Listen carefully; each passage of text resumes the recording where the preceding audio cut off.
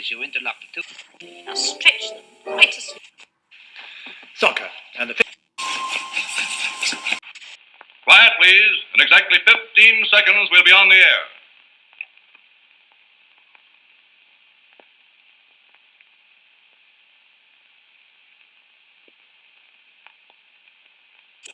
I felt like a reptile.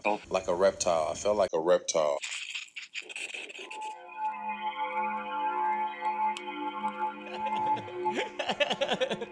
Right, so you want me to intro this? Yeah, I reckon so. Yeah. All right, wicked. Yeah? I wonder what that was. Is that just a sound check? Yeah. Hello, everybody, and welcome to the Full Reptile Radio. I'm Dan Hardy, and I'm joined by this absolute legend here, Ross Edgley. Swam around the UK. I mean, where do we start? That was a bad idea, that one, wasn't it? Well, no. I mean, I was messaging you on the South Coast when my tongue was falling off. You were one of very few people, actually. So when I started the whole swim, everyone was like, that's never going to happen. You know, that's swimming suicide. You know, Kate Roth, Corrieveccan Giant Whirlpool. And I know because you sailed the South Coast, didn't you? You did a lot of sailing down there. So you messaged me and just went, I've sailed that, dude. Fair play. And so that meant so much that when a lot of people on the South Coast, tongue falling apart, neck hanging off, that you were like, mate, you know, good luck. I was like, thanks, mate. So first off, thank you. You're one of the very few who believed in me all the way around. It was very different when I got around the top. Well, you built like a superhuman, so I'm thinking there's no way this guy's going to fail. And just for someone to switch their brain onto something like that, a task like that, whoever is willing to undertake something like that has got a unique characteristic within them. Yeah. And I'm always invested in those people. Yeah, I mean, we spoke about this last time, though. I think it's so sort of task dependent because I would honestly do a second lap of Great Britain before I do what you do. I would not get in the cage. I would tumble turn and do a second lap. So that's one thing that I want to almost quiz you on today, because I think a lot of people look at the Great British Swim and they said, oh, wow, you know, that's sort of a great example of physical and mental fortitude. And I said, yes, but within a very specific task. You know, swimming 12 hours a day for 157 days with this kind of sensory deprivation, you know, left alone with your own thoughts. As I said, you know, my tongue falling apart. So you get this thing called salt tongue, where I was just peeling off bits of my tongue. You know, so I had to cope with that. But with what you do, I mean, that's completely different. You know, that's almost an attack on the senses. Mine was sensory deprivation, whereas you know, all of a sudden you've got another human sitting opposite you and, you know, they're trying to choke you out, knock you out, you know, and you've got to make split-second decisions where it could go over very quick. Yeah. And for me, that's different. But and to go back to your point, that's what I find fascinating, because humans are so adaptable. And I think if you look at the anthropology of us humans, it's like I would have been probably, you know, that strange guy who they sent to go and explore, you know, the horizon. Like, oh, send Ross, he'll swim it. Whereas you were probably the dude wielding the axe, you know. And I'm like, right, you wield the axe, I'll swim. Yeah, maybe. But at least, like, I know what I'm dealing with. Like, if I'm standing across from another human being, I know they're probably, you know, equally as trained and skilled, or probably marginally better at something or other. I know what I'm dealing with, and it's like you said, you know, it's a sensory deprivation thing. For me, the whole process of training camp was quite a lot like that. It was a solitary journey. It was a very introspective journey for me, you know, like preparing for war. So the difference for me was that was just two individuals having a very similar experience and clashing at some point. Whereas your experience is going against something that is completely overwhelming. I mean, like you said, I sailed the South Coast. It was the roughest ocean that I experienced on the whole boat race. Bad. Genuinely. I mean, it was because it comes from every direction. I mean, we got caught on a lobster pot, like off the coast at like 2:00 in the morning. So there's no distinction between the sea and the sky. It's all black. And so your brain can't figure out where you are. Plus you're being hit from every direction with a really unusual current and a lot of chop. It was the worst I've ever felt. I never thought I'd experience sickness that would be so debilitating. Yeah. The idea of being in the water. Right. Yeah, you're right. It is. It plays with your physiology in a way that I've never quite experienced before. You're right. And I think it was called the Great British Swim, but in reality, there were so many different variables. And this was one thing that I actually wanted to quiz you on. So I've been, very sort of, with my tour and everything like that, I've been talking about this idea of central governor theory. So Tim Noakes, who basically believed that fatigue is an emotionally driven state that we use to pull the physiological handbrake. So for those listening, you'll have experienced this, if you've run a marathon or 5K, 10K, it doesn't matter, it's all relative. But if you're running a marathon and you are 16 miles in and you just think, I cannot go on, my legs they're on fire, my lungs are burning, like I cannot go on. And there's that dialogue inside your head. And all that is just, your body likes homeostasis. It likes that habitual level. So it says, no, we're comfortable. Why are you running a marathon? We could have been at home, And so everything's going on inside your head to try and get you to pull that physiological handbrake, to slow down. And then all of a sudden, 25 miles in, you manage to get to 25 miles, you see your family and friends and they're all clapping and you think, oh, and then all of a sudden you sprint. It's like, what happened there? And Tim Noakes talks about this idea of anticipatory regulation. So all it is it's these innate mechanisms, these self-built mechanisms inside of us that get you to not go to complete exhaustion. That's what it is. It's just kind of a safety mechanism. So now that's one thing that I was constantly doing for 12 hours a day. And as you said, sometimes at night you couldn't see the hand in front of your face. And so I'm constantly saying, Ross, stop. Ross, that sea ulcer in your shoulder's now getting an inch deep. It's going through to the tendons and the bone. Ross, your tongue's falling apart. Ross, something just touched my face. Was that a jellyfish or seaweed? Yeah, so these... So for me, it was these constant conversations. However, one sort of criticism of the central governor theory is it's task dependent. So you could be the toughest in the world and you could be like, no, I'm able to override that central governor theory. But in MMA and what you did, that might not, it's not your decision if you carry on. And I suppose that's one thing that I wanted to quiz you on, because you could be the toughest guy in the world, but what mechanisms are there where it's not up to you to continue? For instance, you might get knocked out, choked out. And at what point, I always come back, and I know when we were speaking on Joe Rogan, I talk about that arm bar, that 99.9% of people would have tapped, but you were able to overcome that central governor theory. Everything inside of you must have been saying, Dan, your ligament's going to come, like it's actually going to be detached from your body. What went through your head? Because that was my jellyfish moment, but worse, far worse. Not worse to me. Not worse to me. Break my arm. Don't wrap my face in the jellyfish. No. So what conversations do you have yourself, specifically in that moment? But then I've seen, I've been a fan for ages, so I know there's other fights where you talk about just something happened where you went automatic. So I suppose my question is, when you look at that fight or flight reflex, for me, I was having that conversation in my own head because it was this slow pace. And if I was going to give up, it would have sort of happened where I could have made a conscious decision. For you, it's very immediate. It's, oh, wow, I'm in an armbar. What do you have time to have that conversation in your head? Do you think, is it automatic? What actually happens? I think it's a combination of a few things. Something that, maybe you did experience this at a point, but when you got in the water to start that, was there ever a point where you thought to yourself, right, I'm going to do this or die? Because that was my process preparing for a fight. Like, I would go into fight week thinking, right, I need to settle my debts. I need to return the DVDs that I've borrowed to people. Do you know what I mean? Like, it was a settling process. It was like drawing up a will. Right. You know what I mean? And I did the same thing for the boat race. Before I went on the boat race, I drew up a will because I knew that it could potentially, there were a couple of people that didn't make it on that race. And when it's a fight, I have to be in that mindset. I have to be ready to give everything. So the idea of my arm breaking is like, well, that's annoying, but my left hook's my better punch anyway.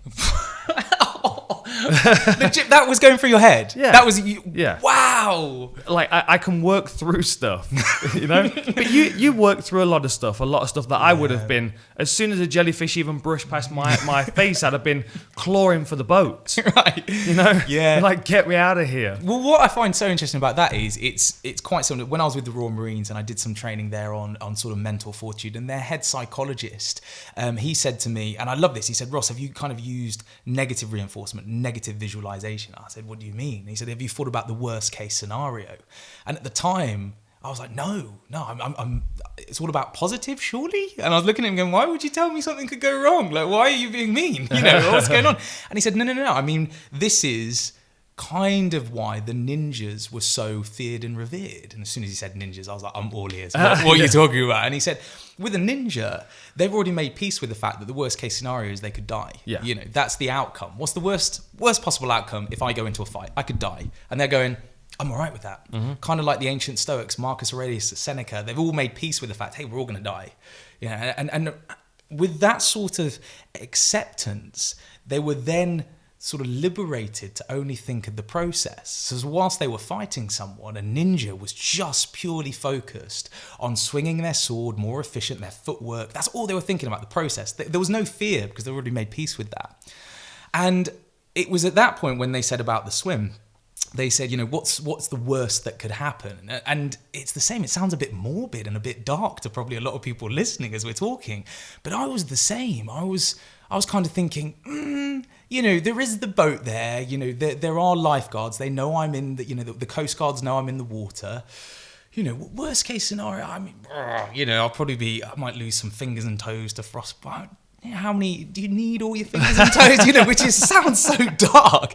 But when you start looking at great adventures like Ranulph Fiennes and people, Ranulph Fiennes, there's that story about when he suffered frostbite, but they were kind of like, maybe you might keep your fingers, maybe not. They're kind of hanging in there. There's a bit of circulation. He came out, I can't remember if it was the Antarctic or Antarctic. I mean, Ranulph Fiennes, the only person I believe to do the Antarctic, Arctic and Everest. Amazing, living legend. And didn't he do it in like a woolen sweater and that kind of thing? Like old school. Yeah, no, he is that breed. Yeah. Just a big woolen sweater and a scarf. This is it. Local football team scarf.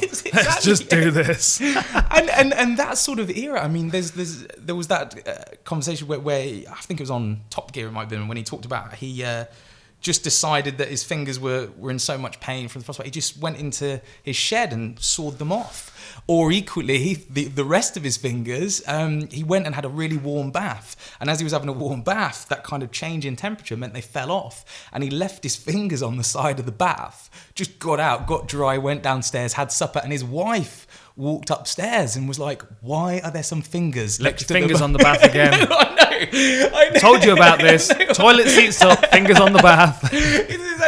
Crazy. So I think when you look at any athlete, adventurer, anyone who is really prepared to sort of, push the boundaries of human performance, I think you have to be a little bit tapped like that. I think, tapped, maybe, but it's something that you have to be prepared to sacrifice, that. And that's why it's so interesting hearing that. However, there's also some fights where you talk about it being less conscious, and what happens there? What happens? We talked before about that? Was it Ludwig? Bang, hit. All of a sudden, you just said, balance took over. It was completely primitive. Yeah. What happened there? Yeah, well, that's why I always refer to full reptile. And there are some fighters that I see it in them immediately when the fight starts. They're already present. They're already there. Robbie Lawler is a great example of that.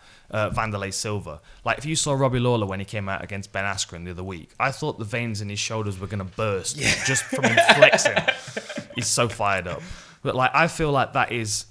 and when you're in the water and you're having those conversations in your brain, that to me is three different parts of the brain having conversations with each other. Like, the reptilian brain is going, this is stupid. We need to survive. We need to stay alive. The most evolved part of the brain is analyzing what you're doing and trying to figure out emotionally where you stand with it, morally where you stand with it. It's the same with fighting. Like, there's that conflict of, Dwayne Ludwig was a friend of mine. So there's a moral conflict of, do I want to knock him out? And that is a conflict that you don't need in a fight. You want to be fully present and ready to do whatever you need to do to win. But in that fight, I always felt like I was chasing that state of full reptile, that point where I can switch off the new mammalian, the old mammalian brain, and just allow the reptilian brain to take over. Because when I see that in other fighters, it seems like such a strength. That's when it's autopilot, it's subconscious, it's allowing the body to do what it's supposed to do, what you've trained it to do. And whenever you see someone like when Francis Ngannou fought Derek Lewis, then it was just a standoff. They didn't really throw anything. That's because Ngannou's having a conversation in his brain that's holding him back, making him hesitate. If he's just present in his reptilian brain, he'll fire, he'll throw those shots. But when there's the new mammalian brains going, oh, but what if we take a risk? But these people are watching, my family are there, how are they feeling about it? All of that conflict in your brain can divert your thinking away from the fight. And that's when people start getting hesitant, when they make bad decisions, when they rush in and get caught with big shots. I was always chasing that state of full reptile, and I never really got there. There was never a point where I started a fight in that state. I was close a few times, but there was always a conflict. But with the Ludwig fight, and you've heard people say it before, I need to get hit with a good shot to get switched on. That is like the reptilian brain being activated. It's a switch going on. And in the first few seconds of the Ludwig fight, he hit me with that clean right hand that he's got. He fires it right from his chin. Bang, pops it right out. And he caught me just hard enough on the chin to make me feel like I was in a fish tank. I was like floating around, and I was like, you know what I mean? I was disorientated, but it was kind of, I was present, but I wasn't in control. And then all of a sudden something had switched on in my brain. And before I'd realized it, I'd grabbed him, pushed him up against the fence, and was holding him against the fence and being reactive to his movements. And in that moment, I realized that I wasn't present in the fight in the sense of I was making decisions in the moment. I was present as a passenger, and my body was doing what it needed to do. And I'm like, oh, I'm here. I've arrived in this space that I've been chasing. And I was like, then there was a point of acceptance of just letting it be. And that's another conflict. Arguing with yourself, no, I want control. I need to take back control instead of just being reactive. But I let it be in that fight, and within 2 minutes I'd knocked him out. And it was always a struggle to find that state. Do you know what I mean? It's something that I've been working on constantly, but with other fighters, I see it in them and I'm like, he's gone full reptile. I can see it in his eyes. There's a change in the person's eyes. And one thing that I used to use to get me to that state, or to get me close to that state, was that acceptance of death. There's a book, the Book of the Samurai. I'll lend it to you. It's a fantastic book. Yamamoto Tsunemoto. Right. And he talks about the process that the samurai would go through in the morning, where they would get up, they would meditate on death. They would dress themselves as if it was their last day. They would carry a little bit of powdered rouge with them in their pocket, so if they got cut down, they'd be able to put some powdered rouge on to make them look healthy. Wow. As they died. Like, there was this constant preparation for death every day. Wow. And I find that there's a strength in that. Because I feel often that I was the only person getting into the octagon with that mindset. And I would often see in a fighter's eyes on the day before that they didn't have that. And that they were preoccupied with other things. They were thinking past me. They were thinking about their family or whatever it was. If I found I got to that point where I was ready to die, that was a huge strength going into the cage. And you're to so many people listening, that sounds so morbid. Whoa, but I think we've lost touch with that. That I think you're absolutely right. The samurai ninjas, you look back through Japanese culture, even the ancient Stoics, like I said, so, when you look at the work of Marcus Aurelius, they all, death was kind of, they thought about it. It was a motivator. It was good if you could harness it. That's so interesting what you said there, just about being able to try and actually switch that on, because if you are able to tap into it, that's almost like NeuroLinguistic Programming, where they start talking about actually programming your own brain, so to actually find a way to switch that on. And speaking to you now, it's only been 4 months since I got out the water and actually finished, so even now I'm still trying to process it. And this was a conversation I always wanted to have, just because tide after tide, the tide basically changes every 6 hours. So it doesn't matter if it's 2 o'clock in the morning or 2 o'clock in the afternoon. I would get in and I'd swim for 6 hours. And so many people would always say, what did you think about? What was that one thing? And I was like, oh God, it's not really as simple as that, But I think favourite sort of author of mine, Nassim Taleb, when he said, as humans facing limited knowledge, always resort to prescribed ideas and narratives. And he just kind of meant that we're always trying to find, with limited knowledge, certainly of the brain, the sort of next frontier of human performance. We're trying to look for like tips and tricks. Just tell me one thing that's going to help me. And almost looking, it's like, okay, oh, Dan, how do I go full reptile? And you're like, oh God, okay. So, and then you start describing, the actual intricacies of the human brain, and people go, no, I just want one tip, but you really need to explore that. And I think even now, I'm looking back, and when people say, what got you in the water?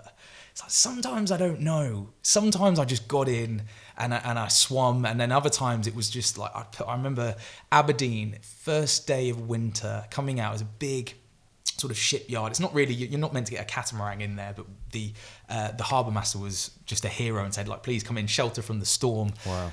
I left my wetsuit out on deck, and I never forget, it was like 2-3 o'clock in the morning. We pulled out, and I had to scrape a thin layer of ice off my wetsuit before I could even put it on. Maniac. No, right? So in that moment, I was exactly what you were describing there. I was like, I need to get in a right frame of mind now. And sometimes looking at, caffeine usage to try and positively interact with neurotransmitters, chemical signals in the brain, anything that you could do. But sometimes for all the sort of stimulants, tips and tricks, even as well, when it got to the point, not necessarily like superstitious, but I was like, I had a great swim 2 weeks ago. What did I have? And then it was like chocolate granola, and you go, yeah, that was it. Chocolate granola's key, and then it didn't work that time. So I'm even now looking back at those most powerful mental states during the swim. I'm deconstructing them all now to understand what it is I did. Because if you're able to turn that switch on, perhaps one of the best examples, and again, this is very closely related to what you've demonstrated throughout your career, but Corryvreckan, so the giant whirlpool I was talking about, and it was a strange place. So I'd been swimming for something like 60 days by that point. So 60 days, 12 So hours you warmed on. up by that point. Yeah, you were, I was limber. Yeah. And we got to the Corryvreckan, and I remember a lot of local fishermen were saying, you watch out for the Corryvreckan. I was like, what do you mean watch out? And they were like, it's a giant whirlpool. I was like, yeah, I've got that. And they were like, no. But and it got weird, Dan. People were like saying the hag goddess governs the Corryvreckan. And I was like, hag goddess? And they were like the Kelpie, which are kind of like shapeshifters. It's like the Corryvreckan's like cemented in Scottish folklore. I remember at the time I was just like, yeah, look, it's going to be fine. So I ended up swimming across. The way that the wind howls down the Inner Hebrides, you start to realise this is kind of otherworldly. You're sitting there, fatigued, tongue still falling off, and I'm like, whoa, kind of like swimming, going, I hope the hag goddess is in a good mood. Yeah. That's where I'm. So I'm swimming. Matt, captain, turns to me and says, Ross, you need to swim. You need to swim hard for 6 hours. You need to get clear of the Corryvreckan. People have lost their lives. Ships have gone down. It's no joke. I was like, absolutely, okay. And there's this real sense of, everyone's kind of like a sober mood, on the back, collective sober mood. Anyway, so I'm swimming 3 hours in and stung by jellyfish. By this point, I'd been stung by so many. The giant jellyfish of Scotland, I've been stung by so many. But this one in particular just felt a little bit different, and it was just searing into my skin, like someone had a hot poker on my face. And I carried on swimming because I knew I had to swim clear of the Corryvreckan. It was to my left. I can still feel it now. Jellyfish sting was to the left of my face. Corryvreckan's there. And then it got to the point after another hour, this sting wouldn't go away, and my eye is starting to close. The side of my mouth as well is kind of almost becoming paralyzed because the toxins are seeping into my skin. And then I stopped. And I looked up at Matt and I said, I'm so sorry. I said, I need a little bit of a breather. I said, I've been stung, but the pain, it just won't go away. And he just looked at me and he said, yes, I know, because it's still wrapped around your face. And the tentacle had threaded into my goggles. Again, I won't repeat exactly what I said. I threw the tentacle away and then tried to put my goggles back onto my face. But my face had now changed shape because there were so many toxins seeping in that my eye sockets were so big. Matt's yelling at me and he's saying, Corryvreckan, swim. So I put the goggles over my eyes that weren't sealing because of the water, and I ended up just punching them into my face so I could swim. But it wasn't until I got back on, and we swim clear of the Corryvreckan, and we made it through, but that was the most brutal tide, hands down, most brutal tide. But upon reflection, it was almost that stress-induced analgesia that described, analgesia being the suppression of pain, like a painkiller. But it was almost like an injured animal, the way that if an animal is there, like a feral dog, and its arm was caught in a trap or something, but it will fight to the absolute end, because in terms of its biochemistry, something happens where they just don't care anymore. And whether that is going full reptile like you described, whether it's something, whatever it was in that moment, I remember just thinking, nothing's ever going to be as bad as that. And even climbing onto the boat at the end, it showed how unforgiving the coastline was, because Matt, the captain, again, I fall onto the boat, my face is now a different shape, and Matt just looked down at me and just went, yeah, well done, Ross. Tide changes in 6 hours. See you back on deck. And it was like, wow, like, you know. You probably needed that though, didn't you? Yeah. I always remember there was a military movie I watched. I can't remember which one it was. It was a very old military movie, and it might have been Zulu Dawn or something like that. But basically the British officers walking around, and they are literally facing death, and he's telling people to straighten their uniforms and stuff. Just that kind of no nonsense, matter of fact. Yeah. We're in the process now, and it doesn't matter. One thing that I found a lot of strength in was my word. I said I was going to do it. I won a fight against a guy called Chad Ryan in Nottingham, and he was a UFC vet. And after I beat him, I got my UFC contract through the day after. But I'd already promised I was fighting the following weekend. And there was a risk that I would lose my UFC contract if I lost that fight. Joe Silver, he called me and he was like, "You're crazy, just pull out the fight." But I'd given my word I was going to do it. And I always found that was really, really good in training camp as well, just to remind myself that I said I'm doing this. I've never pulled out of a fight, not to my knowledge, not to my memory. I remember showing up to a fight once, and to a weigh-in once, and they said, "Oh, we're missing an opponent for somebody in an MMA fight tomorrow." I was doing a kickboxing match, and I was like, "Well, I'll do it." No process in my mind of considering, well, that's a kickboxing match, and then an hour later an MMA fight. But as soon as I'd said it and I'd committed to it, there was no backtracking that, and I always found that quite useful. And I think that might be unique to an individual. I think some people have got a stronger word than others, and if they're going to do it, they'll do it to the death if necessary. Yeah, that's and that was something that when journalists would come onto the boat, I never forget. Day 74, it was Kyla Lockhausch, and I just set the record for the world's longest stage swim. So everyone was like, "Oh, it's a world record." But by World Open Water Swimming Association rules, if I didn't finish, that whole swim would have gone down as a DNF. I did not finish. So. And also as well, for all of the Celebrate, we sprayed champagne, cameras were there, everyone was like, "Oh, you're amazing." I was like, "No." I said I was going to swim from Margate to Margate, all the way around Great Britain. So everyone was like, "Why aren't you celebrating?" I was like, to your point, we're not done. We got like a long way to go. But I love what you said there, because so many journalists, they found it hard to compute when they said, "Why are you going on?" And I think even by day 74, I was becoming more and more feral. So that that sort of stress-induced allergy, I was like an injured dog. I was just there. I remember my feet, my girlfriend would get on the boat and just be like, "What is it? What, your feet are blue." And I'll be like, "Yeah, but they're not black, so that's okay." They're still alive. Yeah, right, honestly. So your perception sort of changes. Your perception of pain completely changes. But I love what you said there, just about sometimes you continue when people go, why do you go on now? Because I said I would. And I think people forget that. Maybe, looking at sort of society today, there's a lot of people who maybe flake on people. But again, actually, to go back to Japanese culture, I believe I'm pronouncing this right, and I apologize if not, but the Tendai monks, so they're called the marathon monks. And there's this pilgrimage that they go on, and it's essentially 1,000 marathons in 1,000 days. Yeah, but no, it gets worse. So people are like, "What?" They have to do it in basically straw sandals. So they'll go and do it in them. And then that's not even the worst bit.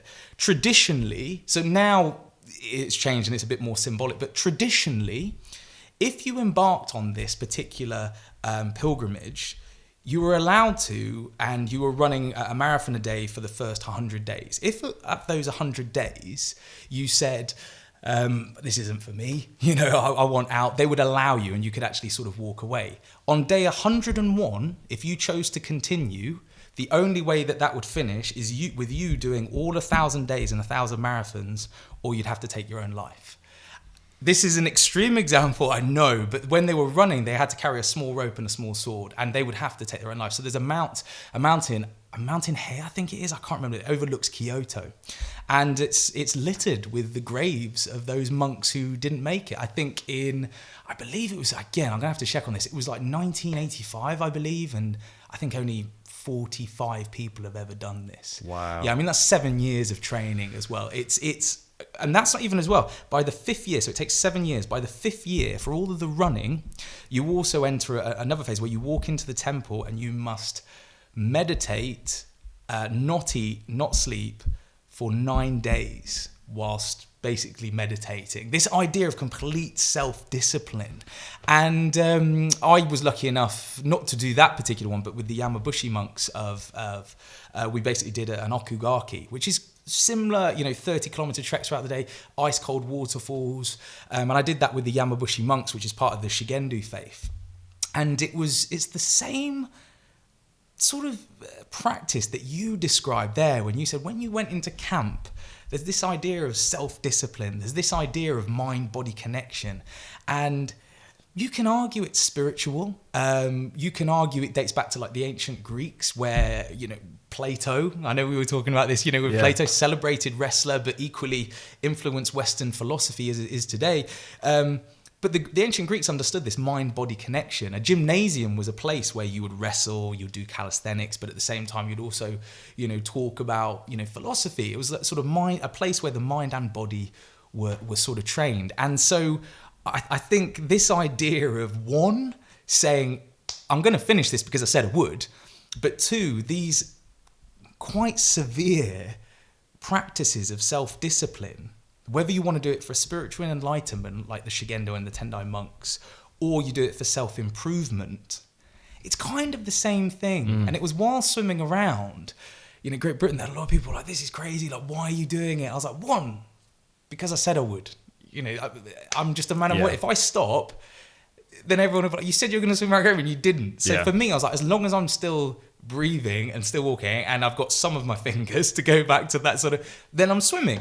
But then also as well, I think when you look back through, again, looking at the anthropology of us humans, what you trace back, there is this, this powerful primitive state that void of religions and geographical locations, that we've always had this something. So I think that's why it goes back to when you said, Ross, like what did you get during the swim? I was like, whether you want to call it self-improvement or spirituality, there was a deeper meaning as to why I kept swimming. And I think it's the same as you. It's like, well, why would you want to why would you want to cut weight? Why would you want to you're a big guy naturally. Why would you want to cut weight? Why would you want to go and fight? And you're just like, spirituality, self-improvement, I don't know. It was a deeper meaning. Yeah. Did you find that? Yeah. I had a conversation actually the other day with one of the owners, executives of Cage Warriors.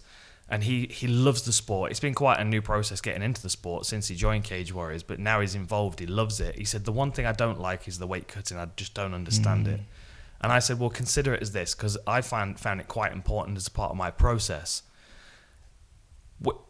Back in ancient times, if you were going to battle, if you lived in ancient Greece and you were heading off to war, you don't walk out of your house and the battlefield's right there. I mean, if it's very unfortunate if the battle comes to you, but oftentimes you are armors on, farming tools down, armors on, shield, sword, all of that kind of stuff, and you march, and you're carrying probably 45 kilos of stuff for a distance. You're marching. I always felt like the process of weight cutting was that march for me. That process of it's a process of shedding physically and psychologically. I think that's the final stage of acceptance of what's going to happen the day after. And I never used to, like, one of the things that I always used to do, which a lot of fighters don't do now. I mean, the hot baths is very popular now for weight cutting. I never did that. I like to do the hot sauna and then a cold shower afterwards because it felt like punishment. It felt like I was earning it. Like, the suffering that I would go through in training camp, and the reason I would force myself through that kind of suffering is because it made me feel impenetrable when I got to the fight, because I felt like I'd already experienced everything that I could possibly experience, and anything from this point onwards is not going to compare. And I would do everything to kind of arm myself psychologically and physically to be ready for that moment. And when you talk about it being is it spiritual, is it self-improvement? I mean, I don't think I don't think that training in that way, and I mean, I don't think what you did in any way is a physical self-improvement. I mean, you'll say your body deteriorated in a lot of ways. I felt very much the same when I was in training camp. The idea was to peak at a particular place, but it was a peak for a finale. It was a peak for a finale of, well, I'm going to train, but I'm going to look after myself because when I'm in my 40s, I want to be able to play with my kids. Was not a thought. It is, I'm going to do everything I need to do to my body to prepare it for this. There was an acceptance that that was a finale, that was the end of something, whether it was the end of me or the end of that process that started the next. And that for me was very spiritual. And on much more of a physiological note, dimethyltryptamine comes up a lot. DMT, which is released by the pineal gland, which, you know, I mean, you spoke to Rogan. Joe Rogan's all about that kind of stuff. I very much feel like there's a connection, there's a reward in the brain in some way for putting ourselves through those kind of things. Like there's a book, Dr. Rick Strassman wrote The Spirit Molecule about DMT. And he talks about the different points in people's lives where DMT is released, like at childbirth and those kind of things, where it's a very traumatic experience in a lot of ways, but at the same time, it can be a very spiritual experience. And the evidence that he gave is that the different processes of birth, whether it's, you know, a C-section, to a natural birth, and the everything in between, determines how connected the mother is to the child in later life. And that's that dimethyltryptamine release. That's the reward for going through such a traumatic experience. And I feel like the process that you put yourself through, that you choose to put yourself through, and all the things that you've done, you're chasing something. I mean, I said that to you last time we were speaking. Yeah. I either feel like you're chasing something or you're running away from something. And that to me have always been the two driving factors for anybody that's fighting. You're either going for something or you're getting away from something. And the difference between those two, I think, are quite different. Yeah. You know, there's one I feel is a fear-based programming. One I feel is a spiritual endeavor. I agree, and it was only when I left last night, I drove all the way home, having spoke to you about that, and I was like, oh, you know, because it was only, like I said, it was 4 months ago, so I'm still processing the swim, and it was that conversation, that exact conversation where I went away saying, yeah, is it more of a spiritual endeavor? I needed to be so honest with myself because, and Rich Roll as well, I mean, he's amazing, and he kind of sat me down when I was in California, and sort of like a big brother, he's an amazing endurance athlete, and he sort of put his arm around me and he said sort of similar. He was like, make sure you're doing it for the right reasons. And I think now understanding, I love what you said there, how like with science and spirituality, they're so closely related. And it's almost like science, it's self-improvement, whether you want to do it through science. So when I was swimming, even, you know, Wim Hof as well, like Wim, absolute legend. When he starts talking about, he for so long understood what was going on with his physiology, and he was there going, be the what did he say? He's sort of, you know, be the alchemist of your own biology and your biochemistry. So, you know, alter your biochemistry, make your body more alkaline so viruses, bacteria cannot thrive. And he would sort of say this, and he'd said that for 20 years.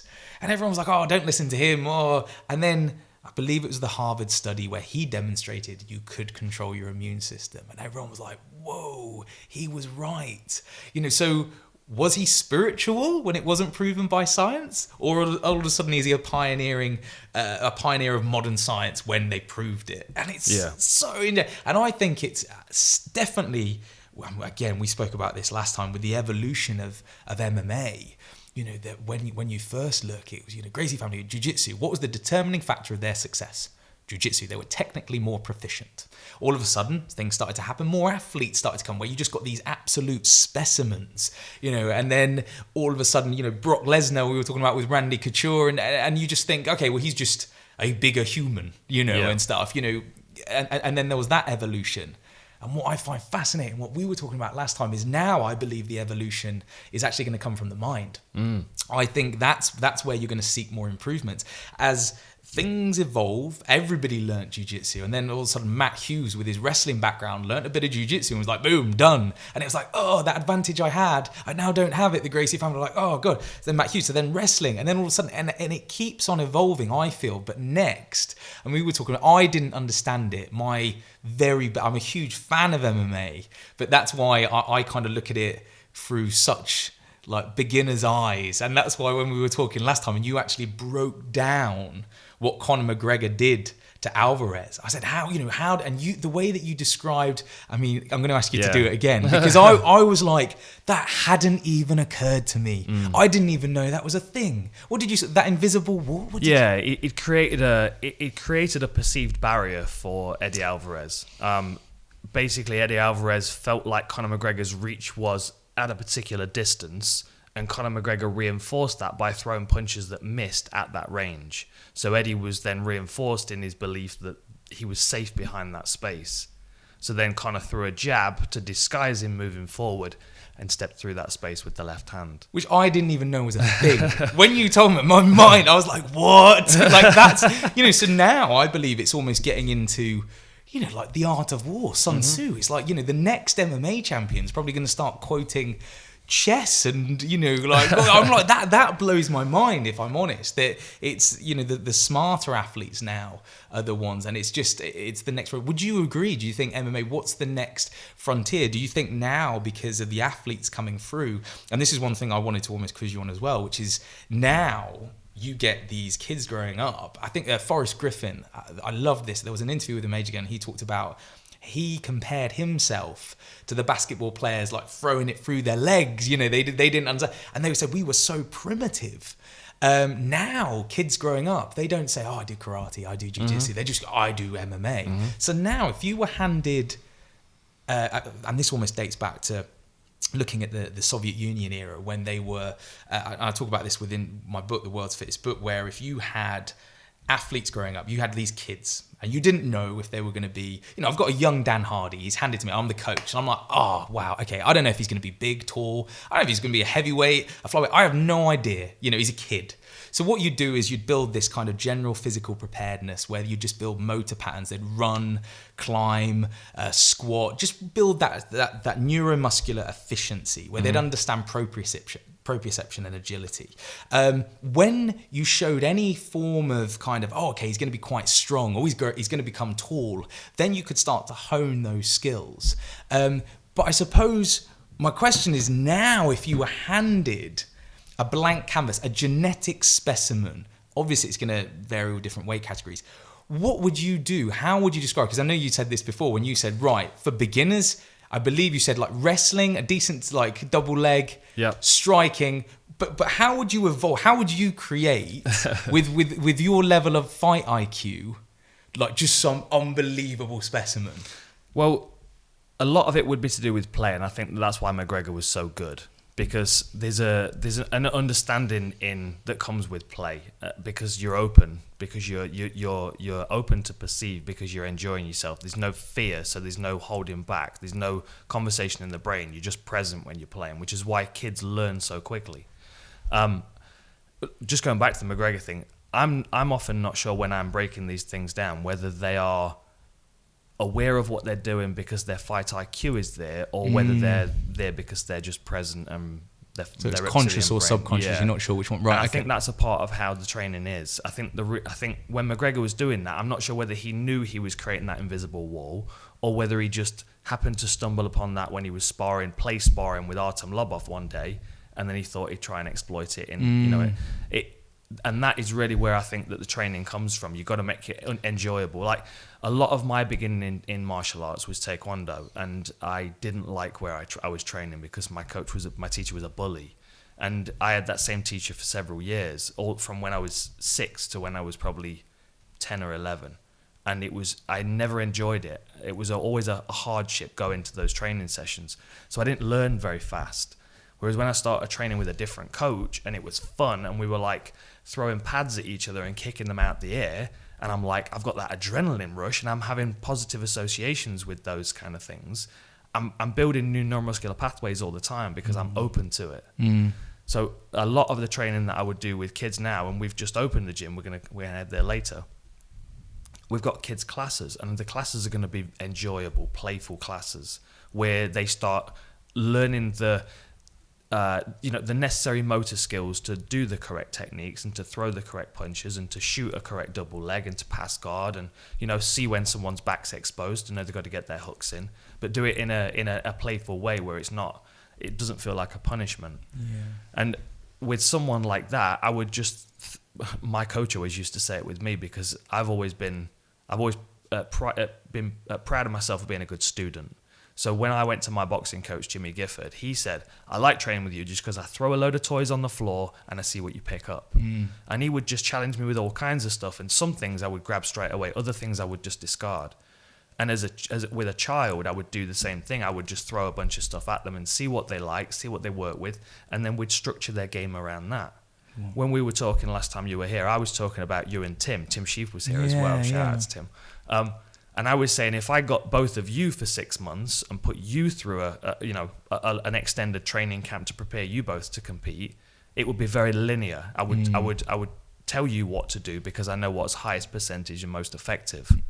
And with someone that I was growing from a young student, I would always add the higher percentage stuff to their game, but I would not stifle that creativity of them throwing a spinning elbow if they want, or a flying knee or whatever, because we see that stuff works as well. And usually the X factor in the fight is the person that is willing to take those risks, like the Johnny Walkers, the Magomed Sharapovs of the world, the Yair Rodriguez. Obviously John Jones is a great example. I like that. They're the X factors for me, and they're the things that are going to change combat going forward, because as you said, kids that are getting into the sport now are not starting with Taekwondo. They're not doing 10 years of walking up and down a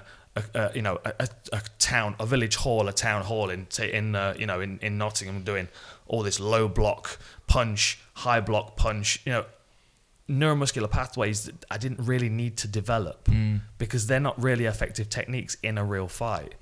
So if I took all of that energy and effort that I put into, they built me physically. And I loved that process of going through the traditional martial arts, because I do feel like physically it did build me for a lot of the stuff that I went on to do. But if I could have made that more sport specific from a younger age, like the kids today, you take a 6-year-old today and you put them on an MMA mat and you teach them mixed martial arts, everything that we know works over the past 25 years of filtration through the UFC, then we go, right, that's what you need. That's the skill set you need. There's none of that junk, none of that jumping, spinning kicks, from Jet Li movies, because that stuff's not going to work in real combat. That's when you start getting the kids that are very, very fast, very, very quick at decision making, cognitively fast. Exactly. Yeah. And the seams between their game is invisible because it is one game. And that for me was what Bruce Lee always talked about with Jeet Kune Do. Like, Jeet Kune Do was not meant to be a style. Like, what's taught now as Jeet Kune Do is Bruce Lee's martial art. That's what worked for him. But he always talked about, absorbing what is useful and rejecting what is useless. Being open to everything. So it was a philosophy, not a set. Exactly. Yeah. Exactly. And that for me is where I've studied Jeet Kune Do because I wanted to know what worked for Bruce Lee, but that's not what works for me, And I found working with different coaches, I would pick up something that worked for that coach and something that didn't. And I would take what worked and discard what didn't. And I feel like that has been my process, but that has been MMA's process as well. Like, we know a double leg works if it's done correctly. We know that knees from a tie clinch is done correctly are very effective. There are some things that you can bank on. A rolling heel hook is so low percentage that you can't really bank on that. It's not saying it won't work at some point, but it's there's the filtration system. You know what I mean? So now these kids that are stepping onto the mats, they're being presented with what's already been filtered. Which means in 10 years' time, mixed martial arts competition is going to look so much different. It's going to be faster. There's going to be games within games being played. Footwork, octagon control is going to be better. I'll be honest, MMA right now is quite primitive still. Wow. I do genuinely believe it is. I think we see flashes of brilliance, but I think generally it's still quite primitive. Wow. Because of what I can see developing over the next few years and where we're going. Seeing the kids that are getting on the mat and knowing what they're capable of. Every now and then we'll see a flash of brilliance in one way or another. Someone that will look like Israel Adesanya is a good example. Like, oh my goodness, Israel Adesanya looks incredible. Well, that's because he's thinking about what he's doing. And he's fighting a lot of people that are doing what they've been told to do.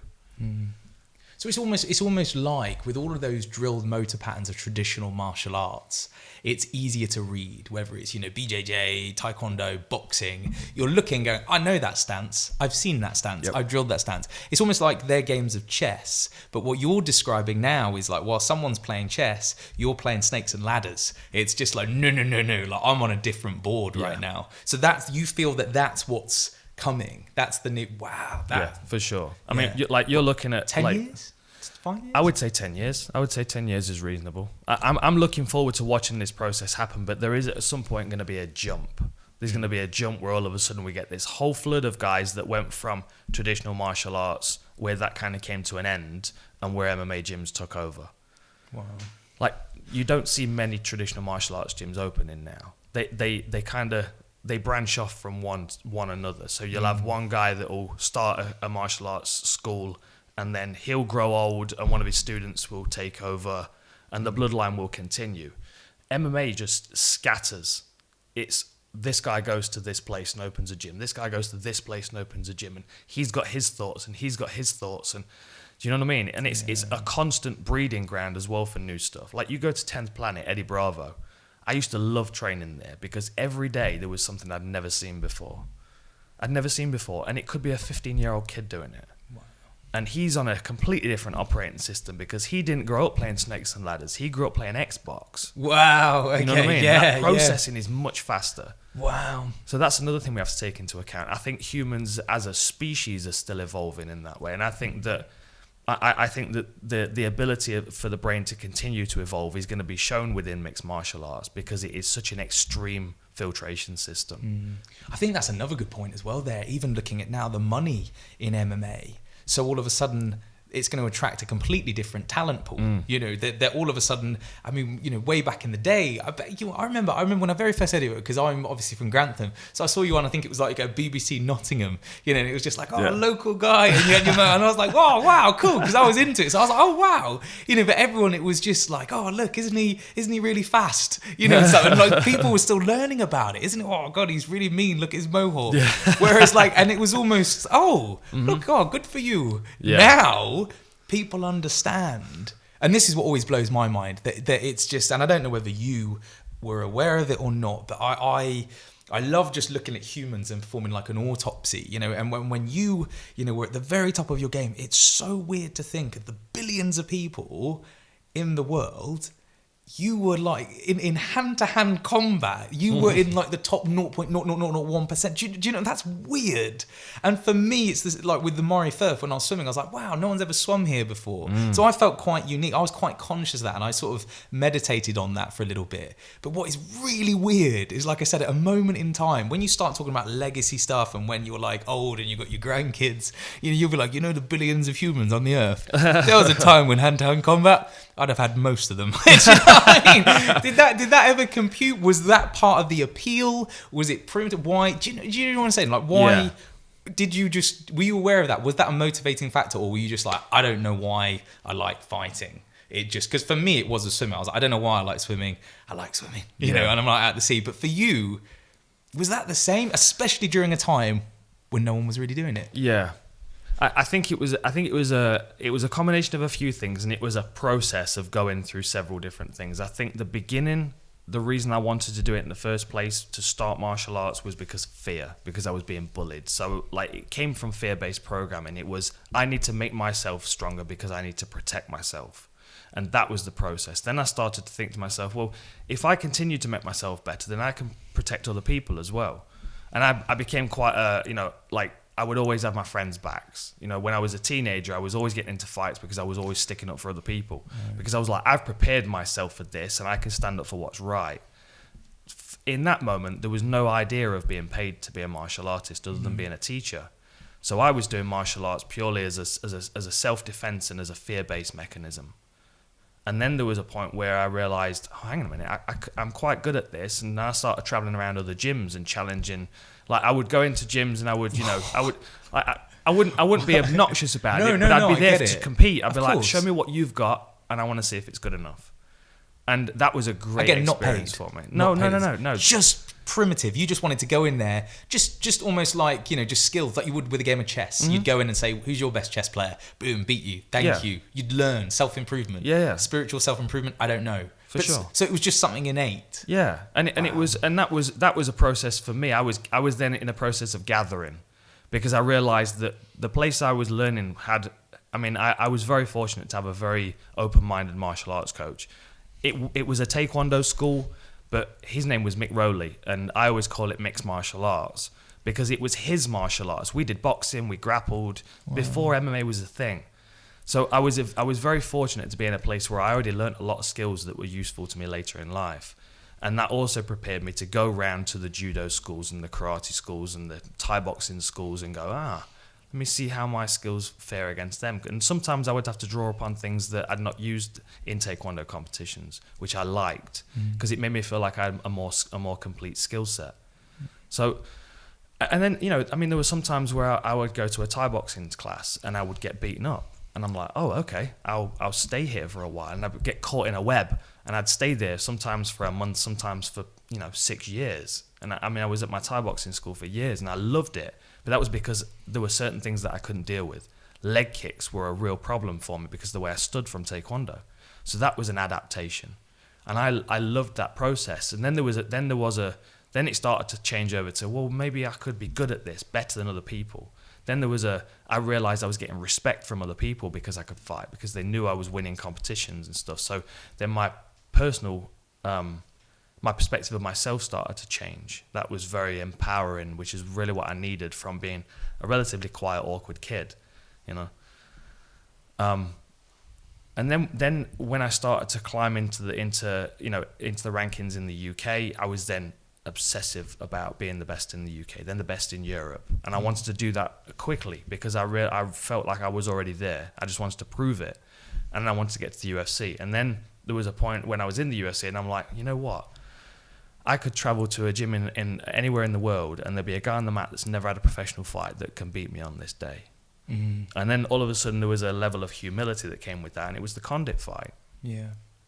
I felt like on any day, at any point, in any range of the fight, I had his number. And there was an arrogance that came with that absolutely left me open. Caught me with a clean left hook. And I often say, the person that got up off the canvas was a different person. Because that guy was like, oh, you know what? Anybody can beat me in any particular moment. And then it was almost a state of acceptance of I can only give as good as I've got on that particular day. I love that though. So that again comes back to, looking at the marathon monks that we spoke about before.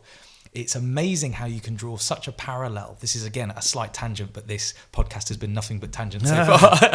They always are in this room. We've got Owen and the Raptors sitting there, and they're always random.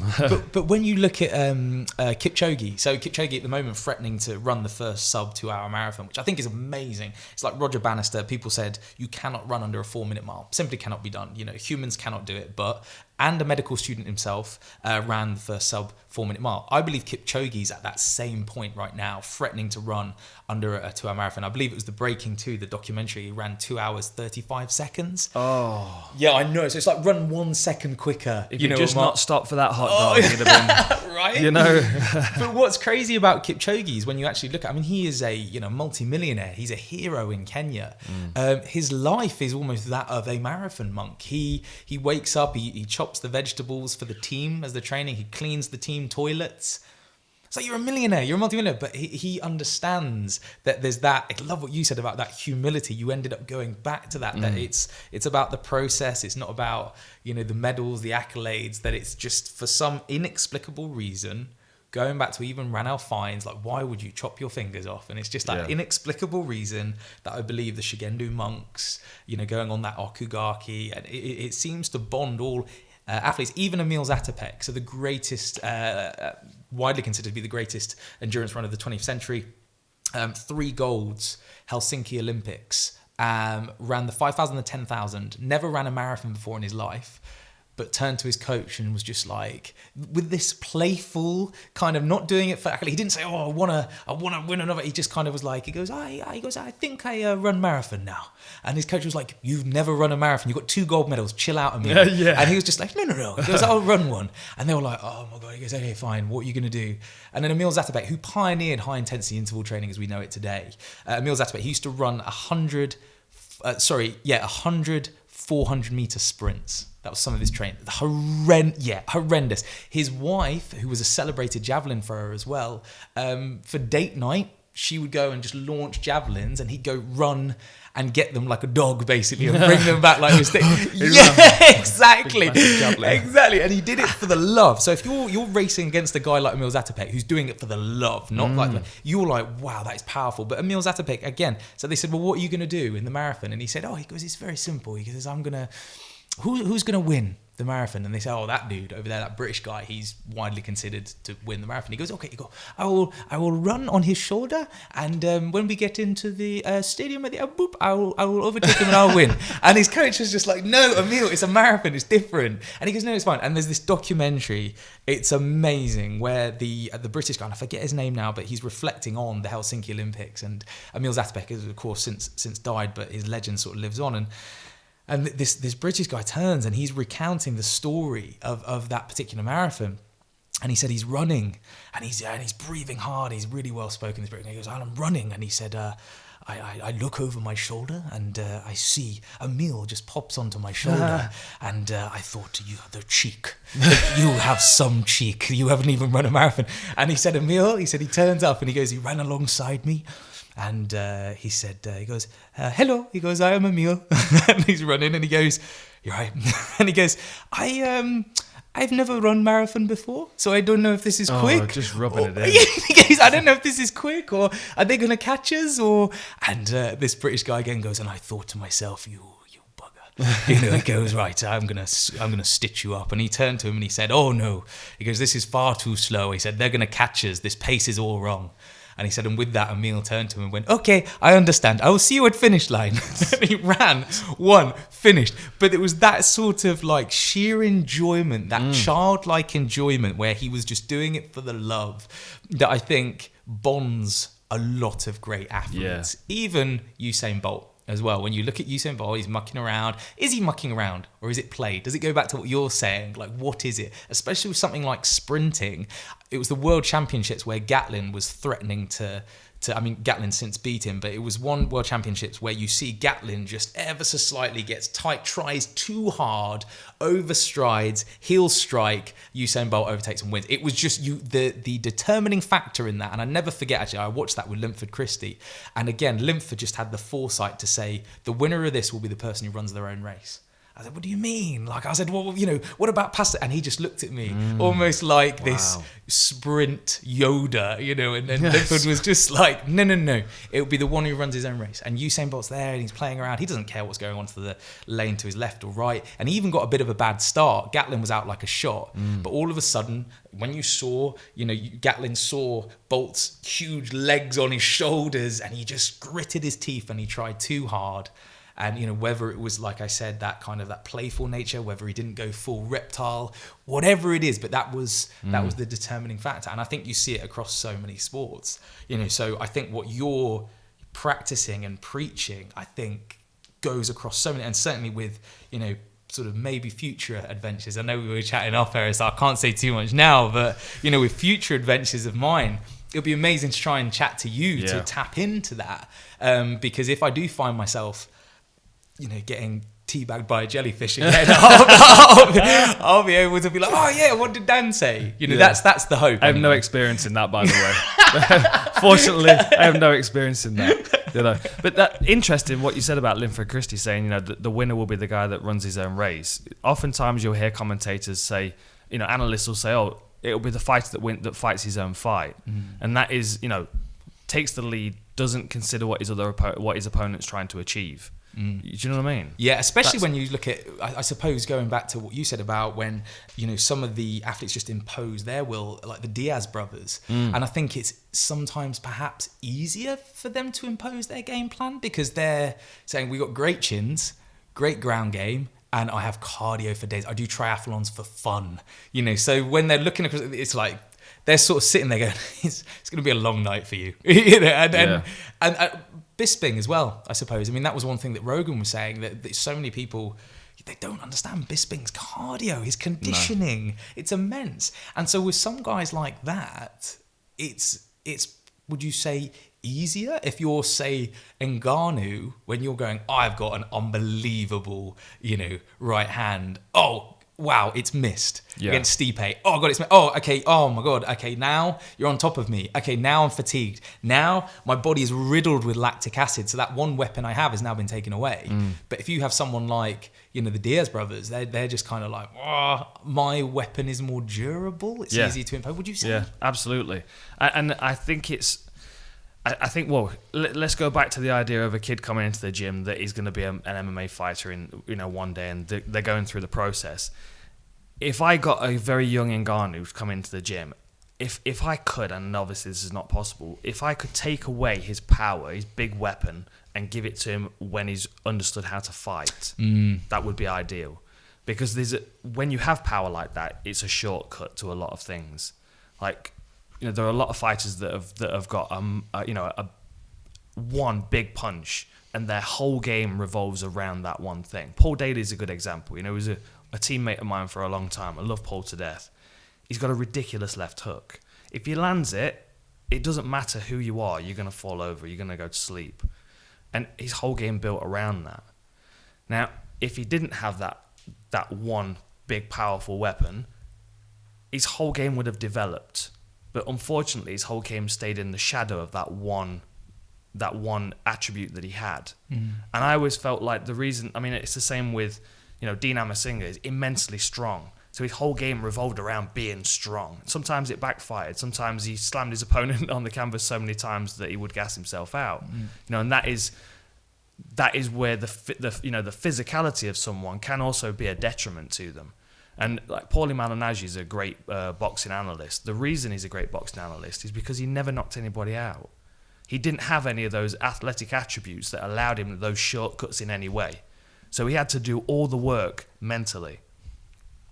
And I think that's why I didn't necessarily succeed as a fighter as far as a UFC champion goes, but as an analyst, I didn't do bad, Dan. See, the thing is, you talk about that top percent and where I was at. Yeah, wow. For me, I'm not seeing anybody below me. I'm just seeing those few guys above me. And that's my focus. And that feels like insurmountable to me when it's GSP, John Fitch, Thiago Alves, Carlos Condit. You know what I mean? Like, that feels massive. I'm not seeing the ground I've already covered because I'm chasing something. Wow. That so like, the reason I feel like I'm succeeding better as an analyst than I was a fighter is because I had to do everything the hard way. I had to figure it out. Same way with Paulie Malignaggi, because he didn't have that knockout power, because he wasn't a great athlete, particularly fast in any way or anything like that. He had to use technical ability and smart. So he had to use his IQ. And if you can cultivate that IQ in a young person before they discover their natural physical attributes, they almost become bolt-ons to a very, very good foundation of knowledge. And if you've got that good foundation of knowledge and you can bolt on those physical attributes, you can become very, very dangerous. So that is going back almost to that Soviet sort of idea of general physical preparedness, because it's like, okay, you are very strong, you do have amazing, but no, let's learn to run, jump, light plyometrics, repetition, so that is, and I think, to come back to that, because I think so many, traditionally, there was so many, Ngannou is a great example, because, what's he been doing MMA, like 4 years? Yeah, something like that. And he just walked, just walked. Cleaning everyone's clock. So there was, and so it's all very well talking about, in, creating the optimal athlete, but it's like, sometimes you don't have that luxury.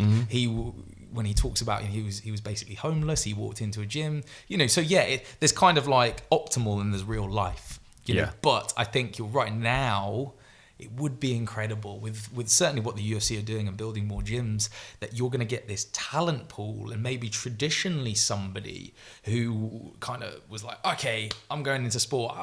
Mine was a great example. I was playing water polo, and then it got to the point where I was like, I'm not going to make a career out of this as such, and so my sort of career led me down a different sort of path. But I think there's a lot of athletes now who may be going, oh, it's actually quite lucrative. So, you know, it's pulling in that talent. So I love what you said there about the evolution of the training and the strategy.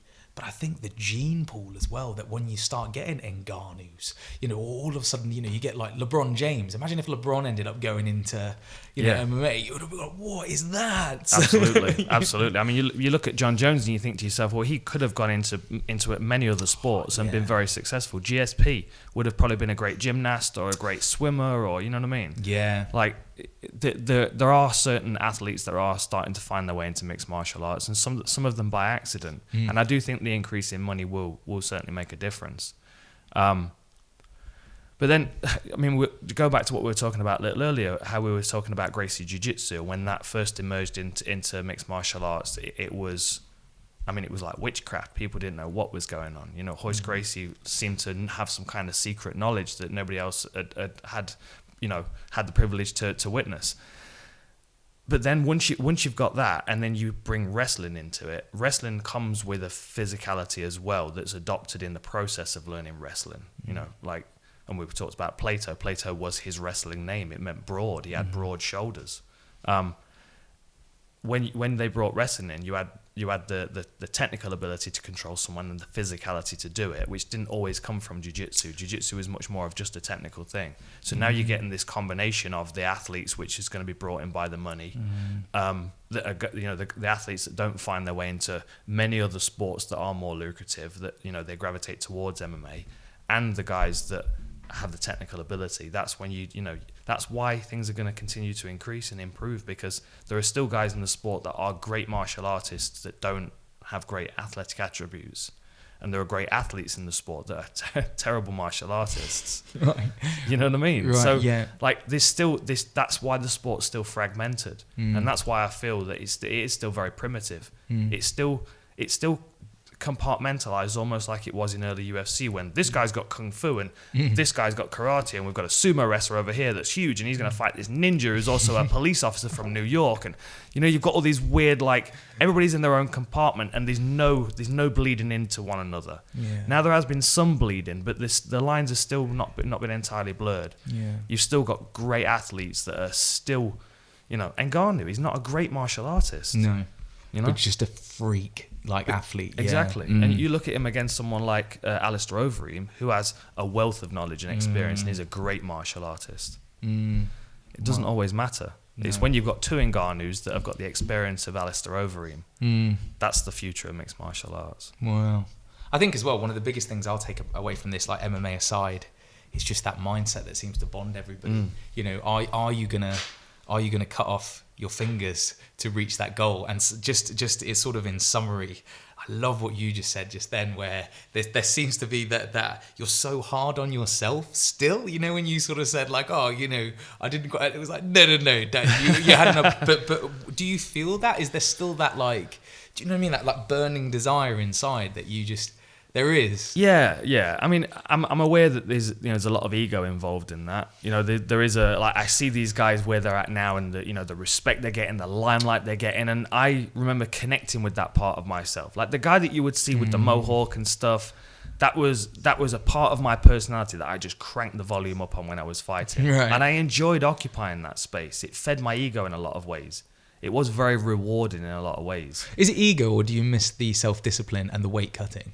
The only reason I ask is because I'm sort of saying, like, if, completely theoretically, if someone was to be like, Dan, like, we want you to come out of retirement, what would motivate you? You said the same to me, but what would motivate? Would you be like, you know, someone wrote you a big check, or would you say, it's just got to feel right? It needs to just feel like the right journey. You know, if somebody said, I don't know, if somebody said, okay, there's UFC Japan, and you're like, okay, I have an affinity towards Japan, you know, and then all of a sudden you kind of go, you know, that feels quite nice. Yeah. Is it that, or is it just, not necessarily to say, you know, and there's nothing wrong with it, but a prize fighter just going, you know, Dad, there's a big check, and you go, oh, that's good. Which one? Would you feel it needs to be the right journey? Yeah, absolutely. Right. It's never been money for me. I've only just started making money at this sport, I'll be honest. Yeah, I mean, I made more money off the McGregor-Mayweather fight than I did fighting GSP. Wow, really? For real. For real, yeah. Wow. Yeah. I mean, it's... I was never in it for the money. I never negotiated a contract with the UFC. I never argued for more money. It just wasn't a part of my journey. I wasn't there for that. I wasn't interested in that. Yeah. I've just been fortunate that I think part of the reason why I found myself in the commentary role is because I was easy to work with when I was a fighter, and because whenever they called me and said, "Hey, can you talk to this person? MMA in my mum's basement or whatever, the one that nobody else wants to talk to," I'm like, yeah, put him on the phone. So like that ability to reach out to me and use me whenever they need it, I think has led me to the position I'm at. So I don't look at the money McGregor's made and think, I'd like to have made a bit of that. I mean, of course it would have been nice, but I'm more about the journey than the destination. I'm not trying to reach something. And this is something that's come since martial arts. Like I was saying, when I was in that top percentile, I was chasing something. I wanted that thing that they got, and I wanted to be standing above them all so I could look down on everybody. Yeah. Yeah. Now it's much more of an appreciation of the journey, and I'm always saying that to young fighters when they're coming off a first loss or something like that. It's the journey. Yeah. And the best thing about being a part of the UFC is that the journey's in the limelight, so the wins and losses are documented and experienced by a lot of people. Whereas when you're on the smaller shows and you're coming up and you're picking up losses, they just look like losses on your record. So the process of winning and losing. Jimmy Warled came into the UFC and had 2 fights, and they didn't work out. But after both of them, I said to him, look, it's a part of your journey. Like people now are aware of you and they can follow your journey. And that journey may not end as a fighter. It may end as a great coach, which is what it will, I'm sure, because he is a fantastic coach. So that is his process. His process was to go through the filtration of mixed martial arts, to go through the highs and lows and all those experiences, to find his home as a coach. And I now look back at my career and go, well, that was my filtration process to prepare me to be an analyst and to be able to sit in front of a microphone and communicate what I'm seeing in mixed martial arts. We were just out in Copenhagen for Cage Warriors, and I've never met, aside from probably Poland's a very, very educated crowd, but the Danes completely took me by surprise. Like, they weren't there for a particular fighter and they were just quiet until that guy came out. They were there for the sport. They loved fighting. Wow.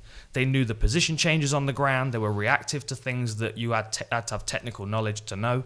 And then everybody that came up to me, like shaking my hand and stuff and grabbing selfies or whatever, every single one of them, instead of going, how did you get out the armbar against GSP, or, oh, you knockout against Dwayne Ludwig is my favorite, or whatever, it was inside the octagon's awesome. We love watching inside the octagon because we've learnt a lot from it. And for me, that is so much more rewarding than it would have been to have a UFC belt on my wall. Wow, yeah. So much more rewarding. I just had to go through that process and those disappointments and those motivating factors that continued spurring me on to get to this point now where I'm like, I've found my place now. And that's one thing on the tour, with the World's Fittest Tour that I'm doing right now, that I encourage everyone to find their ikigai, which Japanese talk about. Your ikigai is essentially something that you enjoy, you're good at, what the world needs, and what you can be paid for. And it seems very much like you've refined it. But now, and certainly when we were chatting, off air about some of the projects you got coming up, I'm like, that's amazing, and that is your ikigai. Would you feel that that's fair to say now, that after what has been a long and amazing career, now you're kind of like, I found it. Yeah, absolutely. Wow. And I feel like I'm fortunate that I kind of found it accidentally by just being hard-headed and saying I'm walking in this direction no matter what. Yeah. And I've kind of stumbled upon it accidentally. I found my vibration. And there are so many other people that I look at that have not had those opportunities or created those opportunities and have not found that vibration, and they're not in a great place. Yeah. But there's no process when I was a kid of being taught how to find your I always say it wrong, ikigai. Yeah.